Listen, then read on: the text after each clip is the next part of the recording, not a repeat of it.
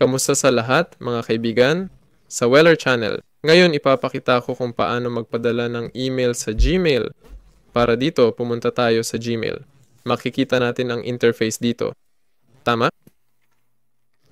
Para magsulat ng email, kailangan i-click ang Compose, piliin kung sino ang tatanggap ng email o ibig sabihin ilagay ang email address ng tatanggap. Dito ilalagay ang subject, dito naman ang text. Pwede ring mag-attach ng file, link, emoji, pwede ring mag-share ng Google Drive link, larawan, or kahit video. Pwede ring magdagdag ng signature, di ba?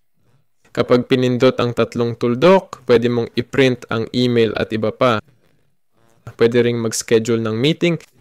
Pwede ring i-delay ang pagpapadala. Ibig sabihin, i-schedule kung kailan ipapadala. Yun lang po. Ako si Weller. Mag-like at mag-subscribe sa channel. Paalam sa lahat.